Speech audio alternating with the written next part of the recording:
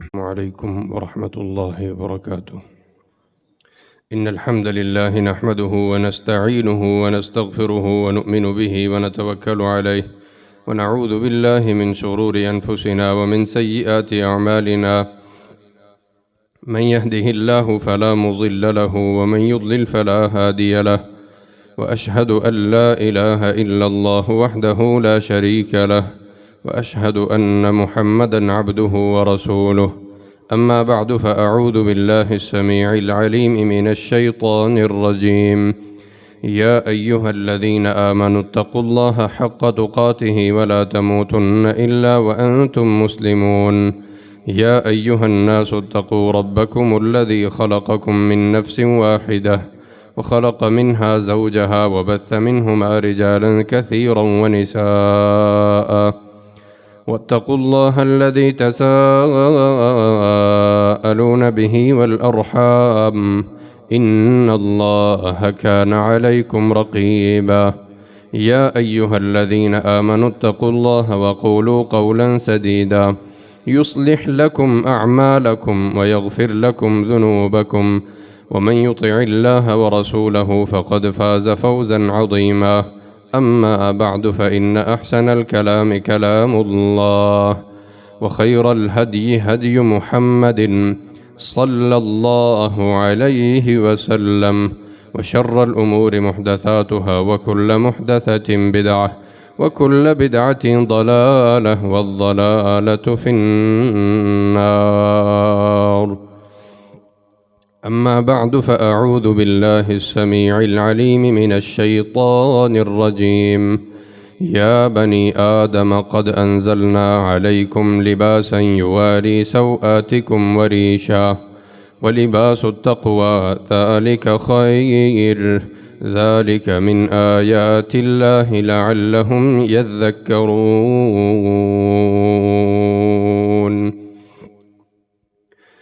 ہر قسم کی تعریفات، تسبیحات، تحمیدات اللہ رب العالمین احکم الحاکمین رب ارض و سما کے لیے۔ بے شمار انگنت لا تعداد درود و سلام ہو محمد مصطفیٰ احمد مجتبیٰ خاتم الرسل امام الانبیاء سید ولد آدم صلوات اللہ وسلامہ علیہ پر۔ قابل صد احترام بزرگان کرام، گراں قدر نوجوان ساتھیوں، معززات، سامعات، ماؤ بہنوں، اللہ تبارک و تعالی نے روئے زمین پر انسانیت کی ابتدا، ان کو بسانے کی ابتدا حضرت آدم علیہ السلام سے فرمائی،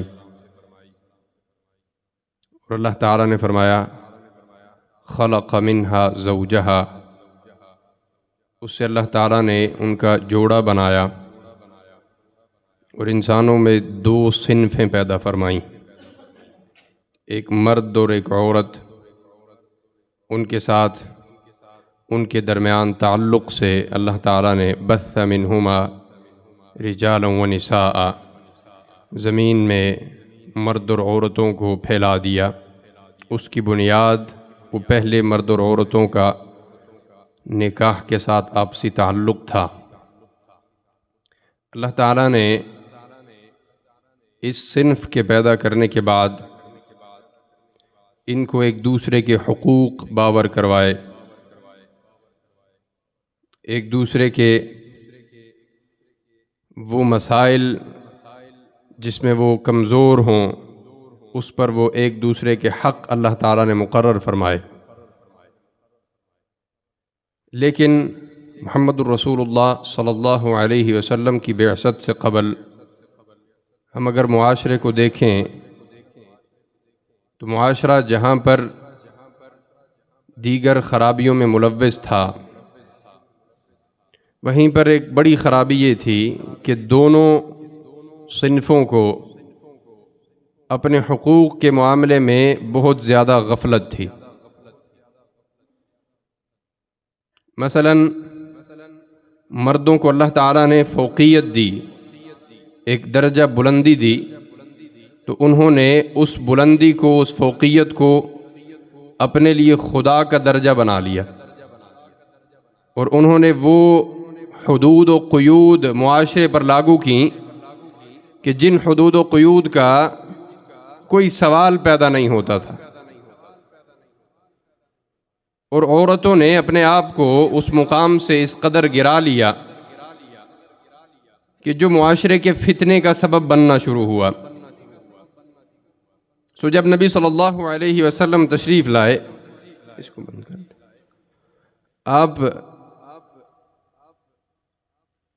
آپ نے اپنی بعثت کا اعلان کیا، نبوت کا اعلان کیا، تو نبی صلی اللہ علیہ وسلم کی آمد کے وقت قرآن مجید نے عورت کے اس قسم کے کئی سارے مسائل کا ذکر فرمایا کہ عورتوں کا معاشرے کے اندر کردار بڑا محدود کر دیا گیا اور اس کو بڑی تحقیر اور حقارت سے دیکھا جانے لگا۔ سو ایسے حالات میں اسلام نے دونوں کے حقوق کا تعین کیا، ان خرابیوں کو روکا، ان کے متعلق اعلان کیا، احکامات جاری کیے گئے کہ جو دونوں اصناف کو اپنی حدود کے اندر مقید رکھیں، اور وہ اسباب اور مسائل جس کی وجہ سے بنتے ہوں ان اسباب سے روک دیا گیا۔ مثلا اسلام نے عورت کو زندہ زمین میں درگور کیے جانے کا معاملہ سنگین قرار دیا، پھر ان کا دنیا کے اندر ایک مقام اور مرتبہ ذکر کیا گیا۔ النساء شقائق الرجال، ان کو برابر کا شہری بنایا گیا، اور پھر اللہ تعالیٰ نے یہ ذکر کیا فاستجاب لهم ربهم انی لا اضیع عمل عامل منکم من ذکر او انثی، اب تم میں سے جو کوئی بھی نیکی کا عمل کرے، نیک کام کرے، بھلائی کے امور انجام دے، وہ مرد ہو یا عورت، وہ دونوں ہی رب کے ہاں ان کے اعمال ضائع نہیں کیے جائیں گے۔ من عمل صالحا منکم من ذکر او انثی وہو مؤمن فلنحیینہ حیاتا طیبہ، جو ایک مرد وہ اس کو نیک کام کرنے پر، اس کو اچھی زندگی اور اعمال صالحہ انجام دینے پر اللہ تعالیٰ نے ایک اچھی زندگی کا وعدہ کیا ہے، وہی وعدہ عورت کے لیے بھی ہے۔ شرط یہ ہے کہ وہ مومن ہو، انہوں نے اسلام قبول کیا ہو۔ اللہ تعالیٰ نے اس اسلام کی بنیاد پر مرد اور عورت کا یہ معاملہ ذکر کر دیا کہ ان کے درمیان رب کے ہاں اپنے انجام کے اعتبار سے کسی قسم کا کوئی فرق نہیں ہے۔ لیکن اس وقت دنیا کے اندر مرد اور عورت کے جو مسائل تھے اس کے پیچھے ایک بڑی وجہ وہ ان کی آپس میں اختلاط تھا، ان کے آپس میں کسی بھی قسم کی حدود و قیود نہ ہونا تھا۔ یعنی حضرت عائشہ صدیقہ رضی اللہ تعالی عنہ فرماتی ہیں کہ نبی صلی اللہ علیہ وسلم کی آمد سے قبل جاہلیت کا جو دور تھا اس میں ہمارے ہاں نکاح کی کئی ساری قسمیں تھیں، اور ایک عورت 10 مردوں سے نکاح کر لیا کرتی تھی۔ اب اس سے یہ معلوم ہوتا ہے کہ کسی قسم کی کوئی حد اس دور میں موجود نہیں تھی، بلکہ اگر آپ تاریخ پڑھیں تو آپ کو یہ معلوم ہوگا کہ جدید دور کے یورپ اور مغربی ممالک کے جو انداز ہیں مرد اور عورت کے اختلاط کے حوالے سے وہ اسی طرح ہے جو جاہلیت کا دور تھا۔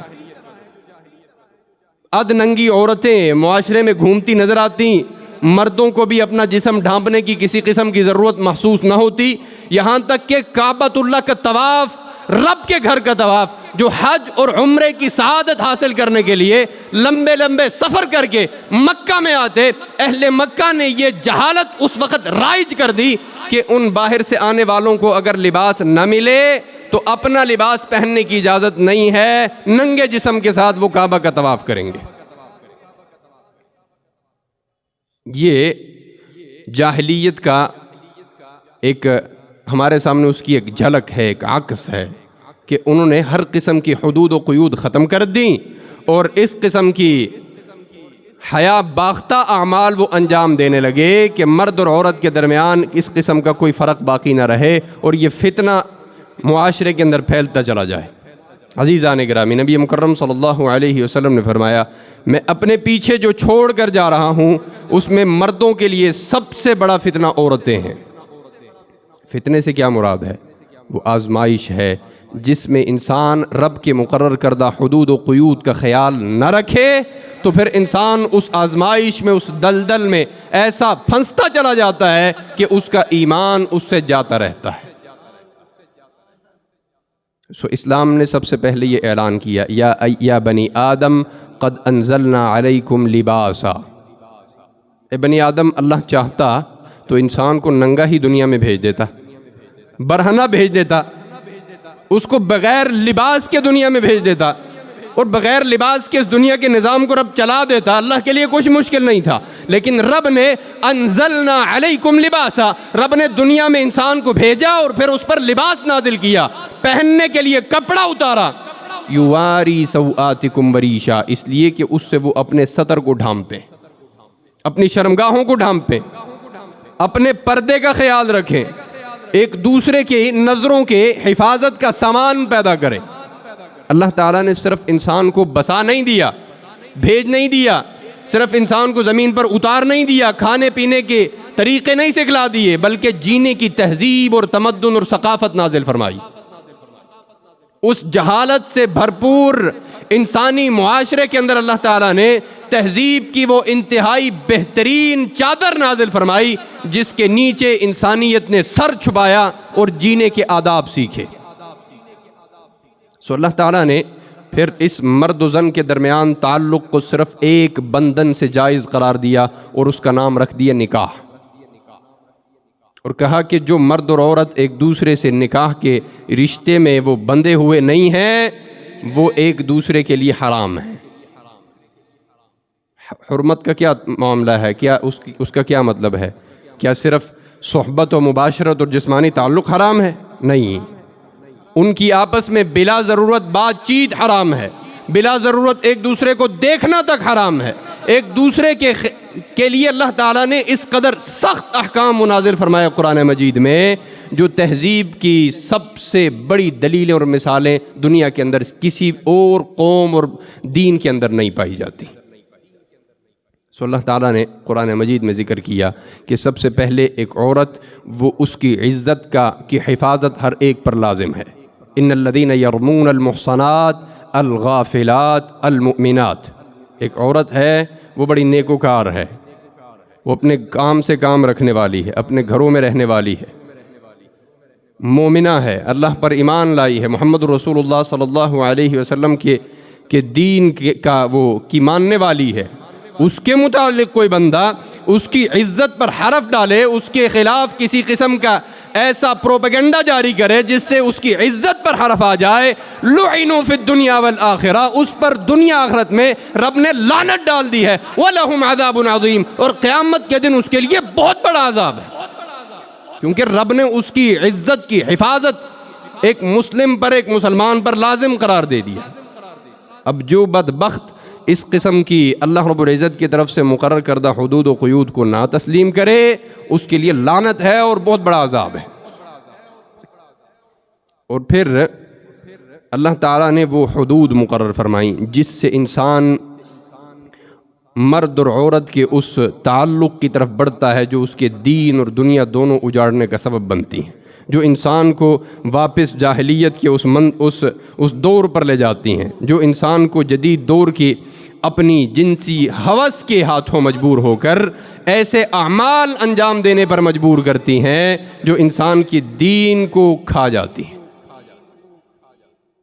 سو اس کی بنیاد اللہ تعالیٰ نے یہ ذکر فرمائی، مرد اور عورت کا آپس میں ناجائز اختلاط وہ زنا کہلاتا ہے، اور اللہ تعالیٰ نے قرآن میں یہ کہیں بھی نہیں کہا کہ زنا نہ کرو،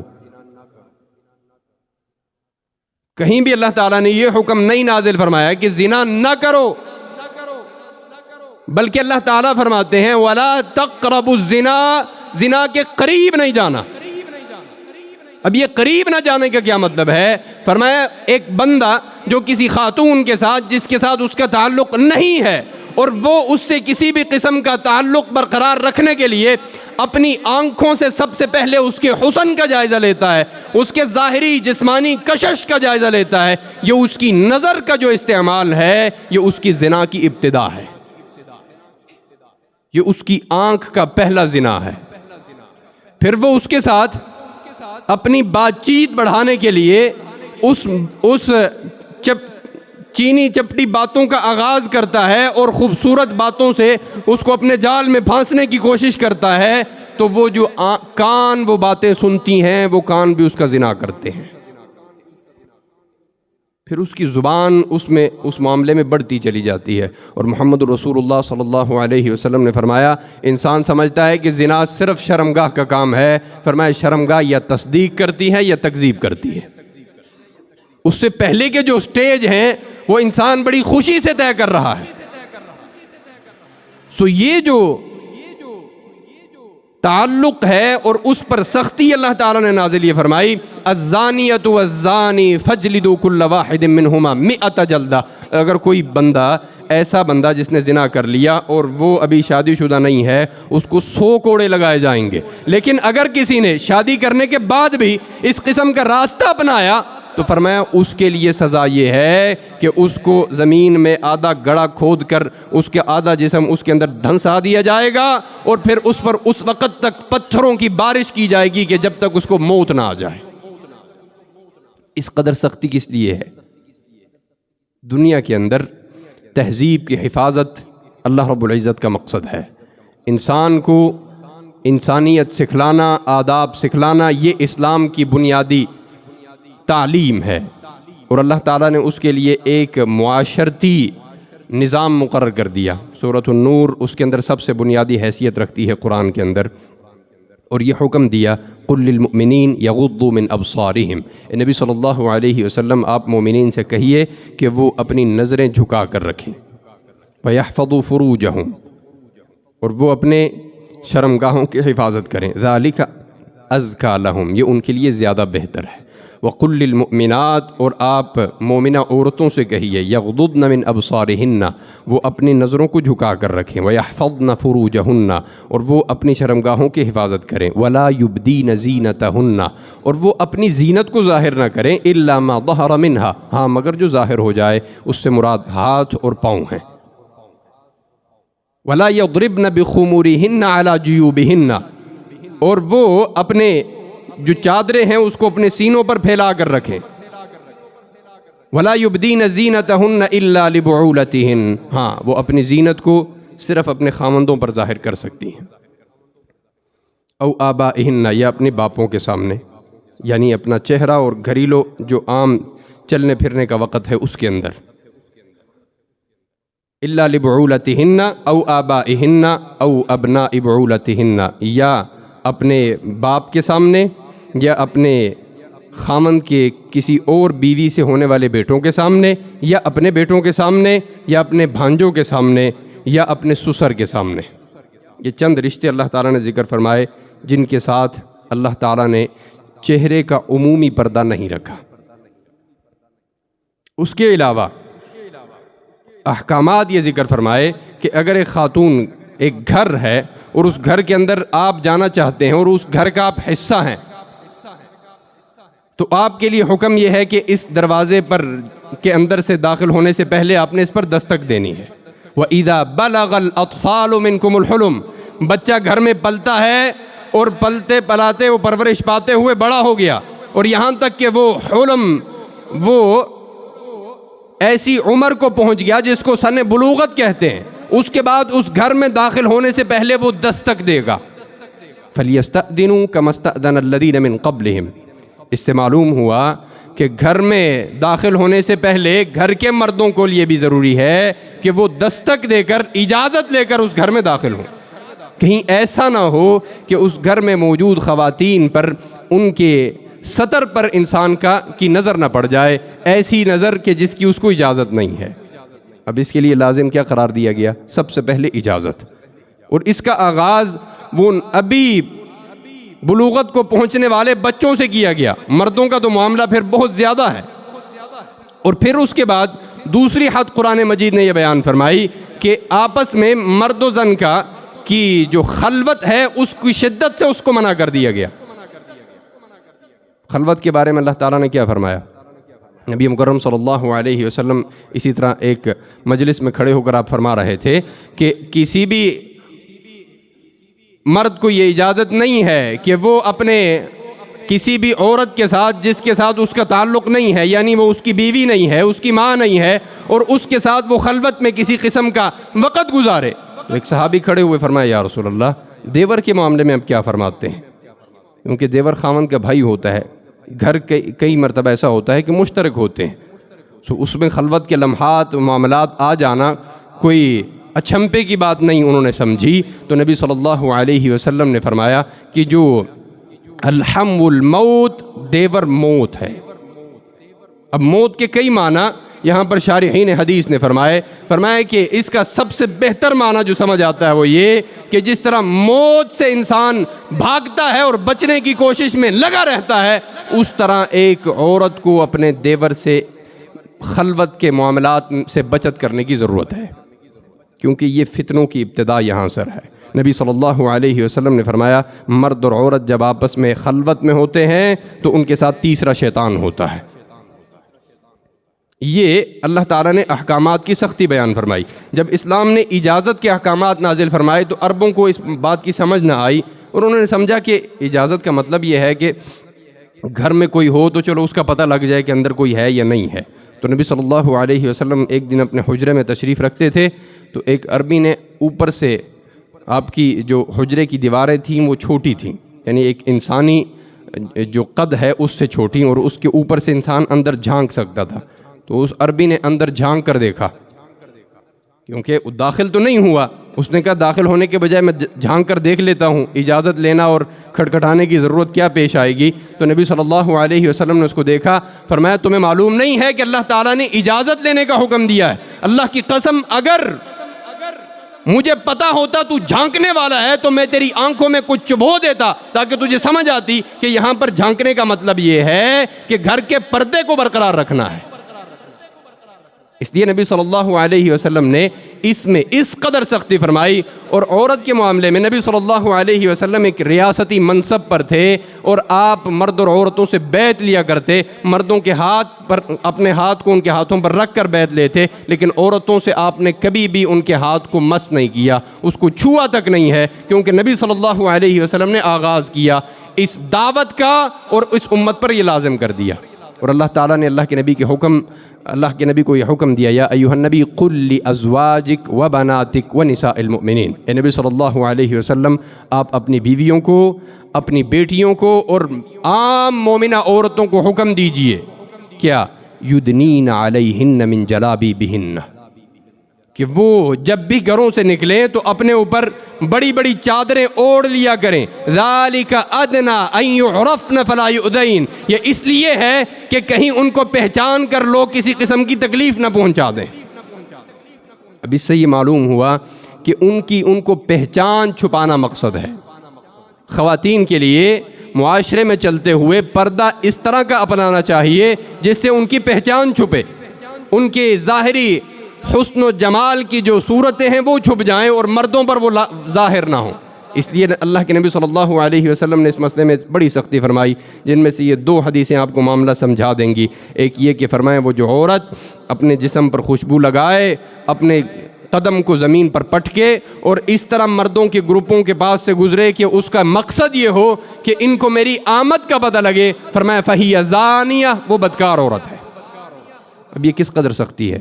حضرت عمر فرمایا کرتے تھے کہ وہ عورتیں جو لباس پہنتے ہوئے بھی برہنہ نظر آتی ہیں، یعنی ان کے لباس ہی ایسے ہیں کہ وہ بڑے باریک اور تنگ، اور جس سے ان کے جسمانی اعضاء وہ سمجھ نظر آ رہے ہوں، تو فرمایا کہ وہ ایسے ہی ہیں جیسے کہ بے لباس ہیں۔ اس قدر سختی، اس کو اس دور کے اندر آپ دیکھیں تو لوگ آپ کو یہ کہتے ہوئے نظر آئیں گے کہ پردے کے جو سخت احکامات ہیں یہ اس دور میں قابل عمل تھے، ابھی ممکن نہیں ہے۔ دنیا بڑی بدل گئی ہے، جدید دور، خصوصاً مغرب کا مرد و زن کا اختلاط کا جو تصور ہے وہ تو بڑا پرکشش ہے۔ مرد اور عورت اکٹھے کام کریں، مساوات ہے، برابری ہے، اور باہر نکلیں اور اکٹھے دنیا کو جئیں۔ میں صرف آپ کو ایک مثال دیتا ہوں، گزشتہ دنوں کا ایک واقعہ ہے، میڈیا کی زینت بھی بنا، کہ پاکستان میں ایک شخص کو اس کی بیوی نے یہی کہا کہ دیکھو اب دنیا بڑی بدل گئی ہے، یہاں پر رہ کر ہم اس قسم کی ترتیب بنانا ہمارے لیے مشکل ہے، باہر چلتے ہیں کسی ملک میں جہاں مرد اور عورتوں دونوں کو کام کرنے کی اجازت ہے اور وہاں پر ہم کھل کر جئیں گے۔ لہٰذا وہ کسی انگریز ملک میں تشریف لے گئے اور وہاں پر انہوں نے مرد خاوند اور بیوی دونوں نے مل کر کام کرنا شروع کیا اور اپنے زندگی کا آغاز کیا۔ کچھ عرصے بعد انہوں نے اپنا یہ تجربہ بیان کیا کہ یہاں پر زندگی کو اس قدر مشکل بنا دیا گیا کہ جب تک میاں بیوی دونوں کام نہ کریں تو زندگی کا پہیہ نہیں چل سکتا، اور جب خاوند اور بیوی دونوں گھروں سے صبح نکلیں اور رات کو آئیں تو بچوں کا کوئی پتہ نہیں ہے کہ ان کی تربیت کیسے ہو رہی ہے، کیسے جی رہے ہیں، کہاں پر رہ رہے ہیں، کیا کھا رہے ہیں، کیا پی رہے ہیں، زندگی کا کوئی سمجھ نہیں ہے۔ اور مرد و زن کا اختلاط مغرب نے اس معاملے کو اس قدر سادہ اور آسان بنا دیا لوگوں کی نظروں کے اندر کہ یہ جی اس مولویوں کی بنائی ہوئی مشکلات ہیں، اتنی بھی کوئی سختی نہیں ہے۔ لہٰذا کوئی عورت کام کرنا چاہے تو اس کے لیے کسی قسم کی کوئی سختی نہیں ہے، وہ نکلے اور کام کرے۔ اسلام نے اس معاملے کو اس قدر اہمیت دی کہ اللہ تعالیٰ نے مرد پر لازم قرار دے دیا کہ اگر تم نے کسی کی بیٹی کا نکاح کیا ہے، اس کو اپنے گھر پر لے کر آئے ہو تو اتقوا اللہ فی النساء، پھر اس عورت کے معاملے میں رب سے ڈرتے رہنا۔ اللہ کے ہاں تمہیں اس کا جواب دینا پڑے گا، رب نے تم پر اس کی کفالت لازم کر دی ہے، اس کی ایک ایک چیز کا خیال رکھنا، اس کے حقوق کا خیال رکھنا۔ رب قیامت کے دن جو سوال تم سے کرے گا اس میں سے ایک سوال یہ ہے کہ تم نے اللہ کی امان میں سے ایک عورت کا ہاتھ تھاما تھا، اس کا دامن تھاما تھا اور اس کو تمہارے ساتھ تمہاری بیوی بنا دیا گیا تھا، پھر تم نے اس کے حقوق کیوں نہیں ادا کیے کہ اس کو گھر سے نکلنا پڑا اور کمائی کے لیے اس کو در در کی ٹھوکریں کھانی پڑی۔ اللہ تعالیٰ نے وَلِلرِّجَالِ عَلَيْهِنَّ دَرَجَةٌ، ایک مرد کا ایک درجہ بلند عورت سے اس لیے رکھا کہ وہ لازم ہے اس مرد پر، اس کے کندھوں پر یہ بوجھ ہے کہ یہ اس عورت کو گھر سے نکلنے پر کبھی کسی قسم کا مجبور نہ کر سکے۔ اس کے ایک ایک نوالے سے لے کر، اس کے لباس سے لے کر، اس کے گھر کی ہر ضرورت وہ مرد کی ذمہ داری ہے، اور اگر وہ مرد اپنی ذمہ داری پوری کرنے میں ناکام ہے تو وہ بڑا بدبخت ہے اور رب کے ہاں بہت بڑا مجرم ہے۔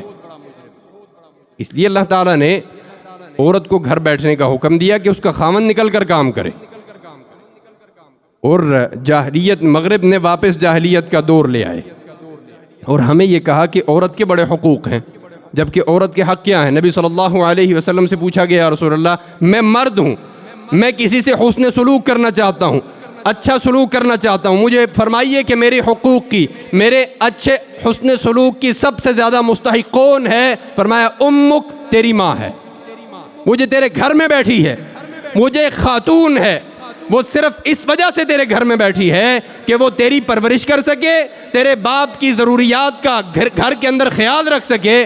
اب اگر تجھے حسن سلوک کی تو عمر کو پہنچا ہے تو سب سے پہلے مستحق تیری ماں ہے۔ اللہ تعالیٰ نے عورت کے حقوق کو کئی اعتبار سے تحفظ دیا، اور ایک مرد کو حکم دیا، وہ مرد جو اپنی بیٹی کو زندہ درگور کیا کرتا تھا، فرمایا من عال جاریتین حتی تبلغا، جس بندے نے 2 بیٹیوں کی پرورش کی یہاں تک کہ وہ سن بلوغت کو پہنچ گئیں، پھر ان کا نکاح کر دیا، جاء یوم القیامہ، قیامت کے دن وہ اس حال میں آئے گا، میں اور وہ ان 2 انگلیوں کی طرح ایک ساتھ جنت میں ہوں گے۔ سو عزیزان گرامی، اسلام نے انسان کی بقا کے لیے، اس کی عزت کی حفاظت کے لیے یہ جو احکامات ذکر فرمائے ہیں، اسی کے اندر انسان کی عزت کی بقا ہے، اس کے دین کی بقا ہے۔ اور یہ وقت ایسا پرفتن ہے کہ اس دور کے اندر، اس وقت کے اندر آپ خصوصاً ان مسائل کو، ان معاملات کو آپ کے لیے سمجھنا بہت ضروری ہے، ہر ایک کے لیے، کہ وہ اپنے گھر کی عزت کی حفاظت کر سکے، اپنے حقوق کو سمجھ سکے۔ یہاں پر ہمارے مردوں کو ماشاءاللہ حقوق کا کوئی پتہ نہیں ہے، سختی سب کو پتہ ہوتی ہے کہ جی کس قدر سختیاں ہیں، اپنے حق سے ہر شخص بھاگتا ہے اور اس کوشش میں لگا رہتا ہے کہ بس کسی طرح وقت گزر جائے۔ سختی ضرور کرنی ہے لیکن اپنے حق کو پہچاننا ہمارے لیے ضروری ہے۔ اللہ تعالیٰ نے قرآن مجید میں فرمایا قوا انفسکم واہلیکم نارا، خود بھی آگ سے بچنا ہے، اپنے گھر والوں کو بھی بچانا ہے۔ اور اگر انسان صرف اپنی سختیوں کو سمجھے اور حقوق اس کو یاد نہ ہوں تو اللہ کے ہاں بڑی سخت جواب دہی ہے۔ فرمایا اتقوا اللہ فی النساء، عورتوں کے معاملے میں اللہ سے ڈر جاؤ، فإنکم اخذتموہن بأمان اللہ، تم نے ان کو رب کی امان سے لیا ہے، یعنی تمہارے پاس یہ اللہ رب العزت کی امانت ہیں، ان کے حقوق میں کسی بھی قسم کی کمی کوتاہی کا شکار ہو گئے تو اللہ رب العزت کی امانت کا جواب دینا بڑا مشکل ہے۔ اللہ تعالیٰ مجھے اور آپ کو بات سننے، سمجھنے اور اس پر عمل کی توفیق عطا فرمائے۔ وآخر دعوانا ان الحمد للہ رب العالمین۔